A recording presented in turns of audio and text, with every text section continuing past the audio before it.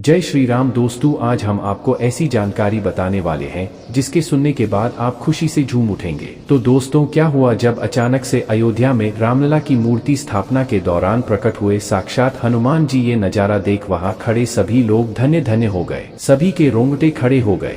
आज की वीडियो में एक बहुत बड़े चमत्कार की जानकारी आपको देने वाले हैं जो हाल ही में अयोध्या राम मंदिर में हुआ है। दोस्तों, आगे बढ़ने से पहले अगर आप एक सच्चे राम भक्त हैं तो वीडियो को लाइक करके कमेंट बॉक्स में जय श्री राम जरूर लिखें। दोस्तों, ऐसा कहा जाता है जहां पर भी राम कथा होती है वहां पर जो सबसे पहले आते हैं और कथा समाप्त होने के बाद सबसे अंत में जाते हैं वे हमारे प्रिय हनुमान जी होते हैं। यानी कि जब भी और जहां भी प्रभु श्री राम से जुड़ा कोई भी कार्यक्रम होता है वहां हनुमान जी जरूर होते हैं। अब आने वाली 22 जनवरी को इस देश का सबसे बड़ा दिन आने वाला है जहां बरसों का संघर्ष रंग लाने वाला है और हमारे कारसेवकों का बलिदान हमें भव्य राम मंदिर के रूप में हमें देखने को मिल रहा है। ऐसे में आगामी 22 जनवरी को होने वाली प्राण प्रतिष्ठा से पहले अयोध्या में कई सारे चमत्कार देखने को मिल रहे हैं। लेकिन अब जब इतना बड़ा प्राण प्रतिष्ठा का समारोह अयोध्या में होने जा रहा है तो इस बात की तो गारंटी है कि किसी न किसी रूप में हनुमान जी वहां पर जरूर मौजूद होंगे। और वही एक बड़ा चमत्कार अब अचानक से अयोध्या में देखने को मिला है। 22 जनवरी को होने वाले बहुप्रतीक्षित कार्यक्रम से पहले अयोध्या में 7 दिन के वैदिक अनुष्ठान शुरू हो गए। जैसे जैसे प्राण प्रतिष्ठा का दिन नजदीक आ रहा है राम भक्तों का उत्सुकता बढ़ रहा है। करीब 500 साल बाद रामलला का गृह प्रवेश हुआ है। भारी सुरक्षा के बीच मूर्ति मंदिर परिसर में लाई गई हनुमान गढ़ी के सामने सैकड़ों श्रद्धालु सड़क के दोनों तरफ खड़े रहे। भारी पुलिस बल और दर्जनों गाड़ियां मूर्ति वाले ट्रक के साथ चलती रही। मौके पर मौजूद श्रद्धालु इस मौके पर भावुक हो गए। जैसे ही मूर्ति को राम मंदिर में लाया गया सभी लोग एक स्वर में घर पहुंच गए। प्रभु राम अपने आंगन में पहुंच गए, राम का जय घोष करने लगे। रामलला की मूर्ति को गर्भगृह में स्थापित किए जाने की प्रक्रिया चालू है। इसी बीच अरुण योगीराज ने 1 इंच की मूर्ति घड़ी है उसे मंदिर परिसर के अंदर लाया गया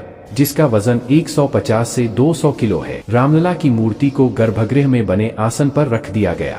कारीगरों ने मूर्ति को आसन पर खड़ा किया। इस प्रोसेसर में 4 घंटे लगे। लेकिन इस पूरी प्रक्रिया के दौरान एक सबसे बड़ा चमत्कार यह दिखा कि जब कार्यशाला से राम मंदिर में ट्रक के माध्यम से रामलला की मूर्ति लाई जा रही थी तब पूरे मार्ग में ट्रक के 771 बंदर चलता हुआ दिखाई। जिस दिशा में ट्रक जाता वो बंदर भी उस दिशा में साथ चलता रहता।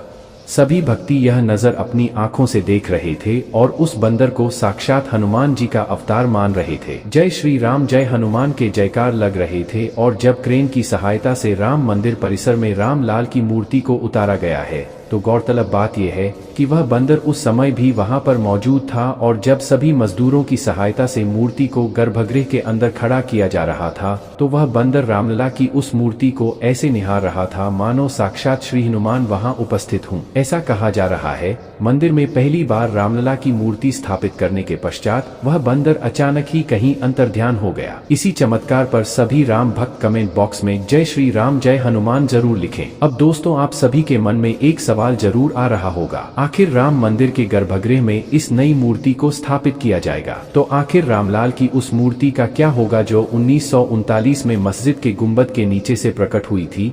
आचार्य सत्येंद्र दास रामलला विराजमान को सबसे ज्यादा अहम बताते हुए कहते हैं, नए वाले भगवान राम का तो भव्य मंदिर बन ही गया है लेकिन ज्यादा महत्व इन्हीं 1939 वाले रामलला का है। कोर्ट ने इन्हीं रामलला विराजमान के आधार पर फैसला दिया कि यही राम जन्मभूमि है। इसी के बाद मंदिर बनना शुरू हुआ। आचार्य सत्येंद्र दास बताते हैं, आप जानते हैं कि जितना विवाद हुआ है और जो कोर्ट में मुकदमा लड़ा गया वह पहले से मौजूद रामलला विराजमान के नाम से लड़ा गया। इन्हीं के नाम पर सुप्रीम कोर्ट ने हुक्मनामा दिया है। अब मंदिर बन गया है तो इसीलिए जैसे रामलला विराजमान की पूजा अर्चना पहले से होती रही उसी प्रकार से होती रहेंगी। उनके मुताबिक जहां नए रामलला रखे जाएंगे वहीं पर पुराने रामलला भी रखे जाएंगे। रामलला की पूजा के बारे में आचार्य सत्येंद्र दास कहते हैं, सभी संप्रदाय अपनी पद्धति के हिसाब से रामलला विराजमान की पूजा अर्चना करते हैं।